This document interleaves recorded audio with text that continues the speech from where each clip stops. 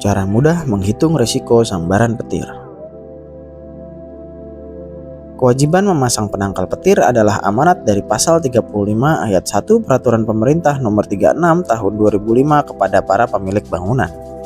Pasal itu berbunyi setiap bangunan gedung yang berdasarkan letak, sifat geografis, bentuk, ketinggian, dan penggunaannya beresiko terkena sambaran petir harus dilengkapi dengan instalasi penangkal petir.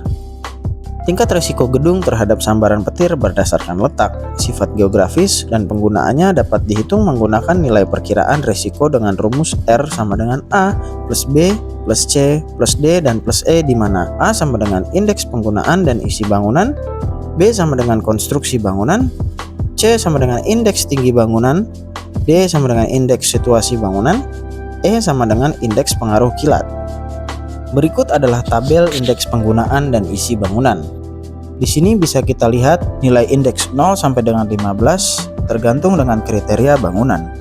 Yang pertama dengan nilai 0 adalah bangunan dan isinya jarang digunakan, yang mana tidak wajib memasang penangkal petir.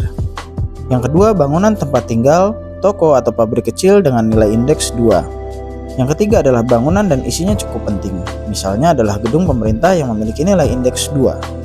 Yang keempat, bangunan untuk umum, misalnya sekolah dan tempat ibadah memiliki nilai indeks 3.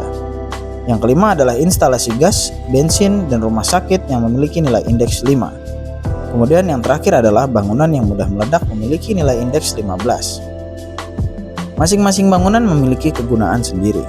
Ada yang diperuntukkan untuk rumah tinggal, toko, sekolah, rumah sakit, mal, pabrik, pergudangan, dan lain-lain. Semuanya dikelompokkan penggunaan dan isinya ke dalam tabel barusan. Kemudian kita mempunyai B, yaitu indeks konstruksi bangunan. Seluruh bangunan terbuat dari logam atau mudah menyalurkan listrik memiliki indeks 0. Yang kedua adalah bangunan dengan konstruksi beton bertulang atau rangka besi dengan atap logam adalah 1. Yang ketiga, bangunan dengan konstruksi beton bertulang atau rangka besi dengan atap bukan logam adalah 2. Yang keempat adalah bangunan kayu dengan atap bukan lubang yang memiliki nilai indeks 3. Bangunan kayu dengan atap bukan logam memiliki resiko sambaran petir lebih besar dibandingkan dengan yang terbuat dari logam karena sifatnya sebagai konduktor. Karena itu diberikan nilai indeks 3. Kemudian C adalah indeks tinggi bangunan. Tinggi bangunan 0 sampai dengan 6 meter memiliki nilai indeks 0. Tinggi bangunan lebih dari 6 meter sampai 12 meter memiliki nilai indeks 2. Tinggi bangunan melebihi 12 sampai dengan 17 meter memiliki nilai indeks 3, sampai dengan tinggi bangunan lebih dari 140 meter sampai dengan 200 meter memiliki nilai indeks 10. Tinggi bangunan sangat mempengaruhi risiko sambaran petir.